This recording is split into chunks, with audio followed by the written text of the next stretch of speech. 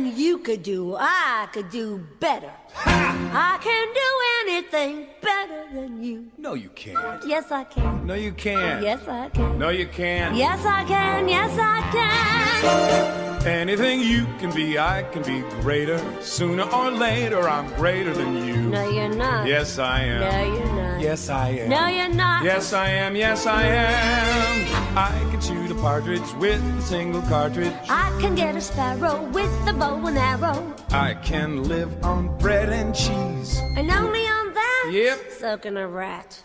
Any note you can sing, I can sing higher. I can sing any note higher than you. No, you can't. Yes, I can. No, you can't. Yes, I can. No, you can't. Yes, I can. No, you can't. Yes, I can. How do you sing that high? I'm a girl. Anything you can say, I can say softer. I can say anything softer than you. No, you can't. Yes, I can. Yes, I can. Yes, I can. I can drink my liquor faster than a flicker. I can drink it quicker and get even sicker I can open any safe. without being caught. You bet. That's what I thought, you crook.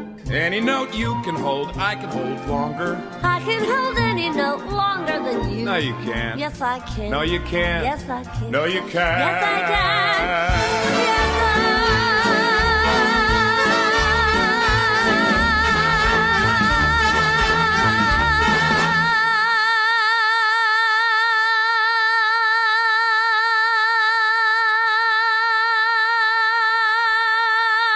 I can.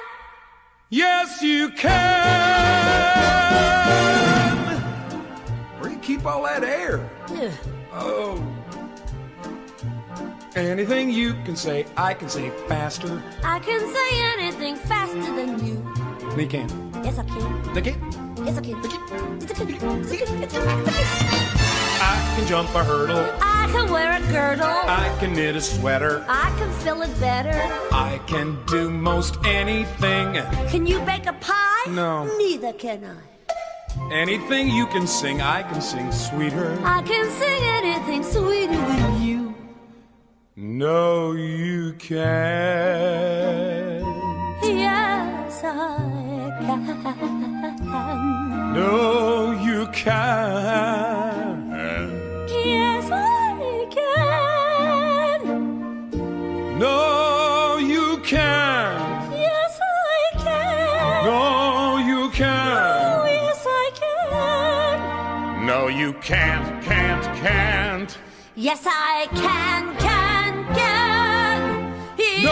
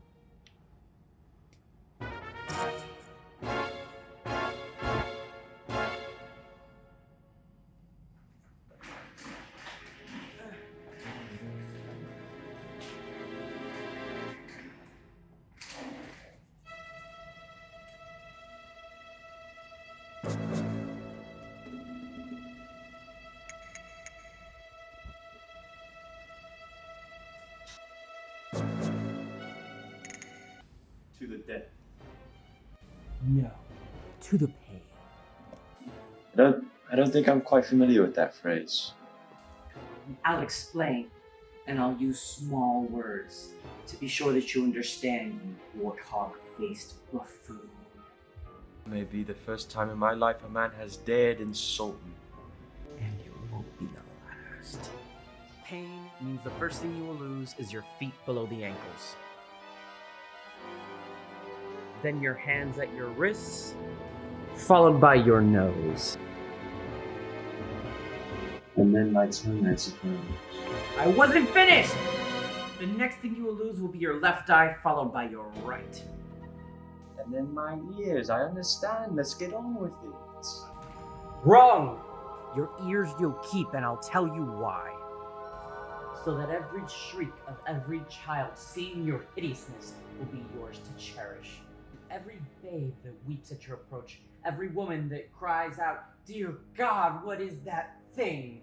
will echo in your perfect ears. That is what to the pain means. It means I leave you in anguish. It means I leave you wallowing in your freakish misery forever. I think you're bluffing. It's possible, pig. I might be bluffing. It's conceivable, you miserable vomitous mass, that I'm only lying here because I lack the strength to stand. But then again, perhaps I do have the strength after all.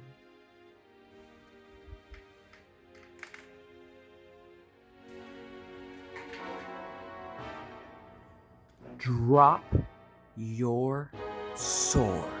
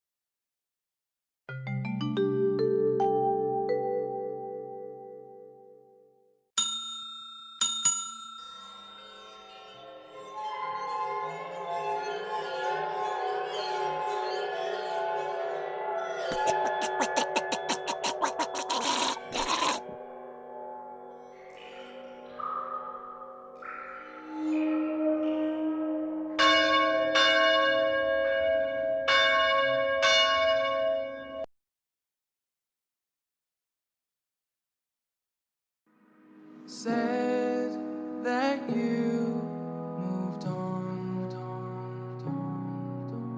Where did I go wrong? I tried to make you stay, but I guess my love wasn't enough. Was it me or was it you, love? 'Cause I'm dying to know.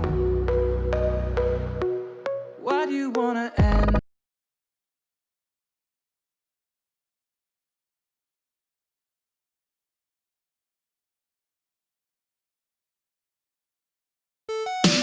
From the beginning?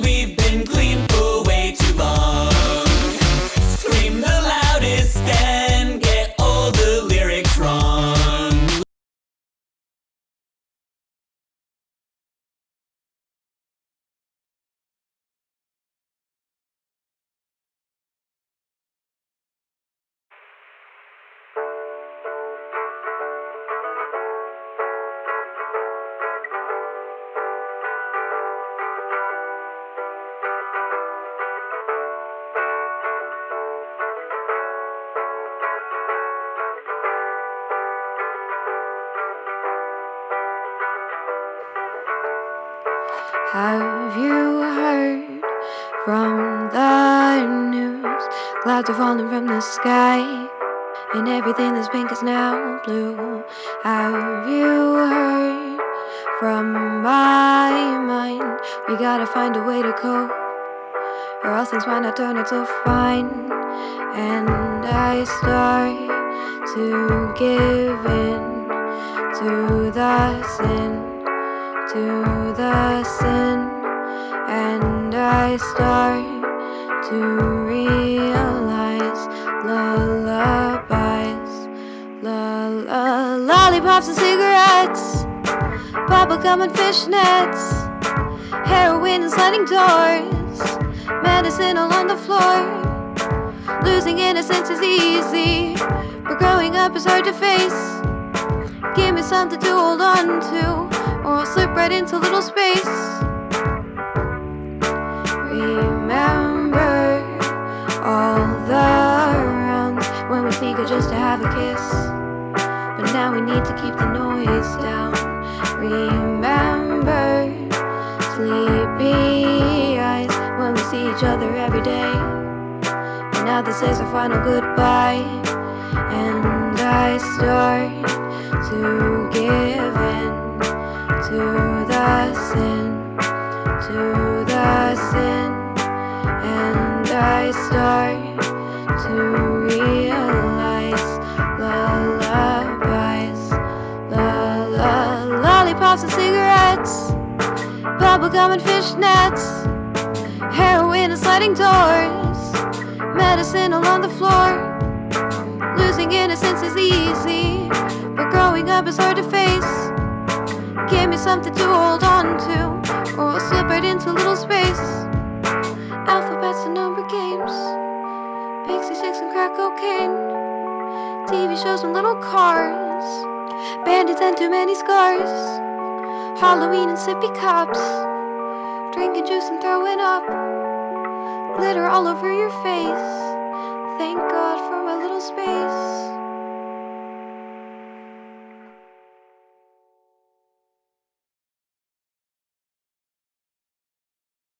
Lullabies,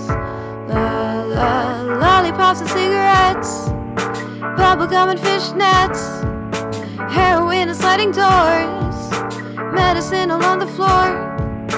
Losing innocence is easy, but growing up is hard to face. Give me something to hold on to, or I'll slip right into little space. Alphabets and number games, pixie sticks and crack cocaine, TV shows and little cars, bandits and too many scars.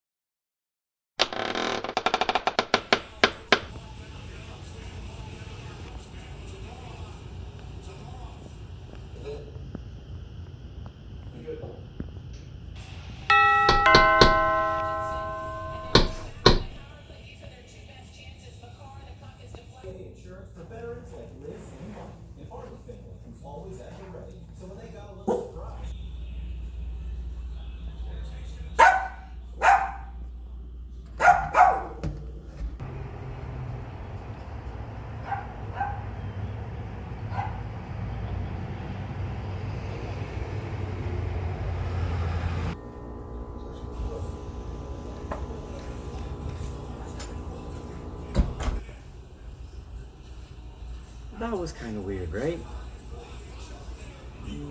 No, I mean, no, yeah, that was weird. Whatever, I guess.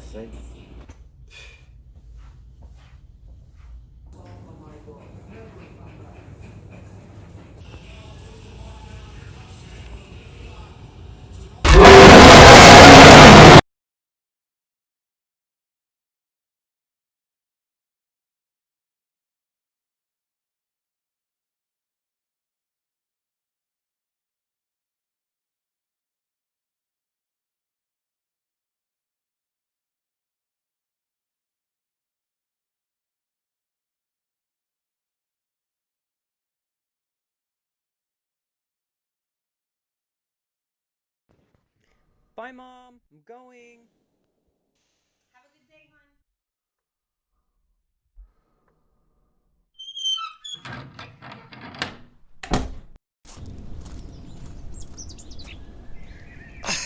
Oh my gosh, I forgot my phone.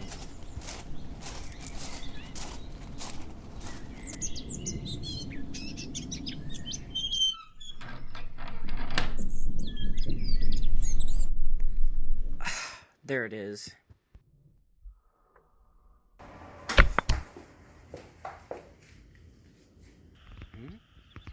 What was that?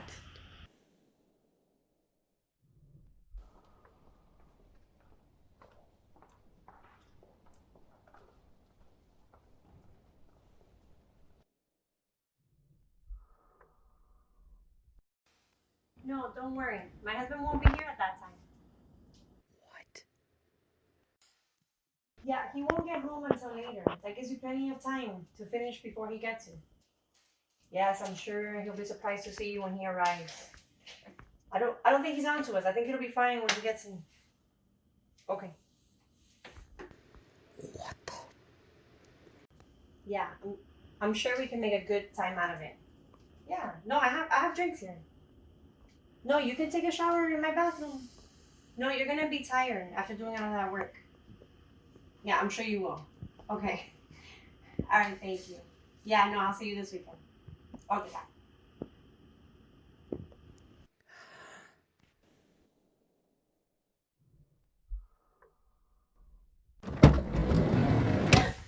bye. It's just you. Who is that, Mom? Because it sure as heck wasn't Dad. That was just a neighbor. The neighbor? Frank? You mean Frank? Seriously? Mom, how could you do this to Dad? Yes, Frank. I don't know why you're making such a big deal about this. I think he'll be pretty happy when we're done. Mom, you mean you were actually leaving Dad for Frank? You know he's married too, right? You're gonna be destroying 2 marriages. What on earth are you talking about? I was talking to Frank about helping me fix the pool this weekend before your dad gets back from that work trip, the one that he's so excited about going on. Oh yeah, he probably would like that, you're right.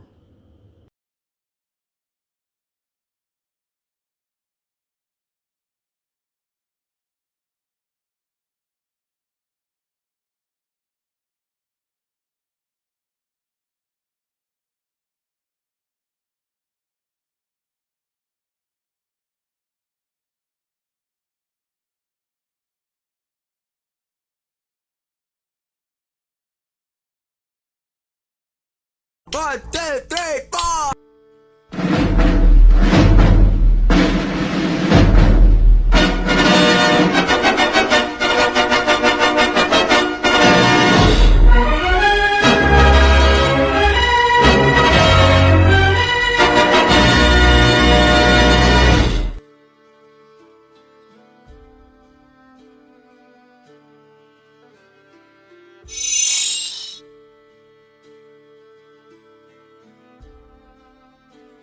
Hello, and welcome back to Witch Tips.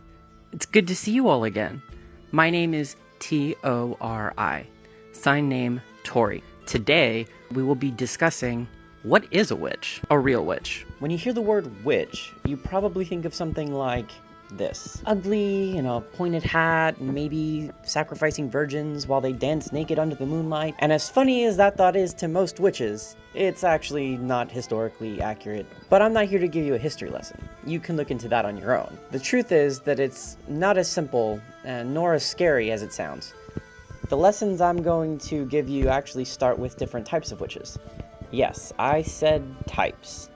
First, there's the kitchen witch. This might be where you imagine a woman cooking a baby in a giant cauldron, laughing maniacally, but really this witch is probably the most likely to keep herbs growing on a windowsill in her kitchen. Do you take cooking pretty seriously, but thoroughly enjoy doing it? Are you iffy about letting people into your kitchen? Do you enjoy keeping people fed and full and healthy and happy? Are you big on fresh ingredients and cooking with lots of love? Do you usually make the best snacks for holidays? Then you might be a kitchen witch. Then there's a house witch. Their whole house is their domain. So they probably have a lot of rules about keeping it clean or organized.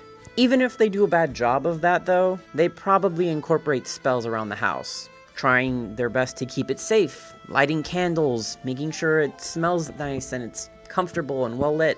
Are you big on making your house spotless? Is your house your safe space? Are you picky about who you invite in? Then you might be a house witch. Many housewives are one of these two types of witches. Next is the green witch. They are kind of like kitchen witches and house witches, at least in spirit, but they have a much stronger connection to the earth. Massive gardens are totally their thing, and most of them like to study herbs. Think a modern-day hippie with an aesthetic edge. That said, many green witches are actually some sort of doctor or scientist in their professional life.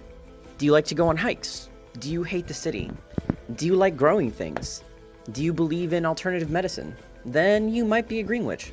These are the 3 most common types of witches, and the most practical. They're pretty happy and harmless as long as you don't desecrate their space, which is simple enough. Then there's the cosmic witch.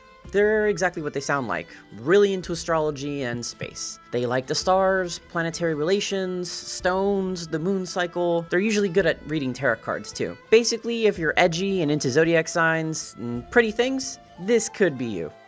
Elemental witches share many similarities with cosmic witches, and they also like to study the moon cycles and are good at tarot cards, and they like crystals. The difference is that they're more specifically tied to elements, like water, wind, earth, fire, and spirit. Then there's the eclectic witch. Eclectic witches are the best of it all and the most at risk. They tend to be more solitary and stay clear of any one specific path. This freedom allows them to learn and grow across many different categories. Unfortunately, that same freedom often means they lack guidance, and a witch without a guide can get into a lot of trouble in a short amount of time. Trust me. Those are the next 3 most common types of witch categories. After that, it's probably the hereditary witch. Hereditary witches are not as common as one might imagine. They're witches by birthright, passed down from generation to generation. You'll probably know if this is you unless your family's big on surprises. Wiccan witches are next, and they try to stick as close to ancient Celtic teachings and traditions as possible. Their craft is specifically tied to their religion. They're nature-loving and kind, but keep to their own category. A Wiccan's only real rules are the Wiccan Rede and the Rule of 3. If you're a Wiccan, then you might be a witch, but you're not a Wiccan just because you're a witch. They're 2 different things. There's other types of witches, of course. There's sea witches who are drawn to the power and majesty of the ocean, and sometimes just water in general. Hedge witches usually hedge between the world of the living and that of the spiritual realm. And traditional witches, which try to stick to tradition and ceremony as much as possible, are focused on tying their personal religion into their practice as much as they can. All that said, the list can go on and on. Witchcraft changes throughout time and through the individual practitioner.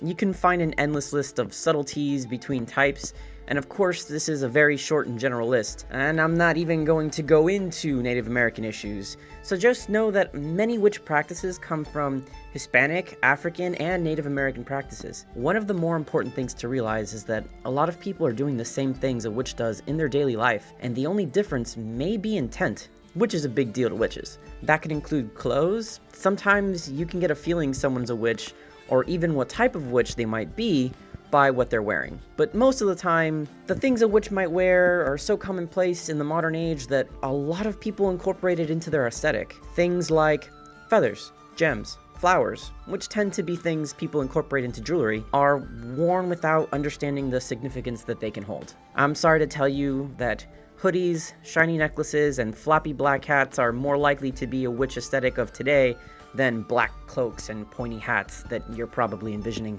Now, a lot of witches tend to collect things. Books, incense, candles, jars, stones, bones, herbs, shells, flowers, the list goes on and on. This tends to be because witches are drawn to certain objects relating to their path, but also because of practicality. Things like candles, incense, and herbs are burned or incorporated into every ritual, and likely even everyday practices, while things like gems and feathers may be used in protection, cleansing, or in ceremony. Now, if a witch has all of this supposed magic, why would they need protection? Well, the short answer is they're superstitious. There's a lot of magic out there and a lot of people sending a lot of energy around. There's always going to be a chance that it gets overwhelming, so you're gonna want to keep all those bad feelings and negative energy away from you and avoid taking chances with your well-being. How would you do this? Well, there's different ways. For something specific, it may be a spell to return or banish the negative energy. For something premature, you might want to line your safe space with something like stones or other objects to keep away bad energy and maintain the energy throughout your ritual cleansings. If you're paranoid about leaving your purse on the floor, or spilling salt, or accepting gifts out of superstition, then that's awfully witchy. Well, where are witches getting this sacred knowledge from? Books. The answer is books. Every witch has a special book unique to them known as a grimoire, or, as the kids are calling it today, a book of shadows. Now, this is not some giant monster book that has an evil eye on the cover or traps the souls of users within its pages. It's probably just something closer to a journal or a recipe book. Now, sometimes a grimoire may be passed down from generation to generation. These books or collections are awfully valuable because they likely contain a lot of knowledge, but they're almost always kept close or hidden away as a result of the witch hangings and burnings from the days of old, which are never forgotten. If you have a grandma that just always seems to know things, or your family keeps all your grandpa's old journals, or your family's been using the same recipe book for the last 3 generations, those are pretty witchy habits. So what's in a grimoire then? Sorry to disappoint you, but they're not devil-worshipping rituals, nor ways to slay innumerable unknown enemies. More often than not, they're filled with little tips and tricks. Things like what flowers to avoid when you're hiking, or notes that you should hide under your doormat for luck, or what herbs to put in your bath for a self-care ritual. Now, if witches are anything, it's superstitious, practical, and honoring.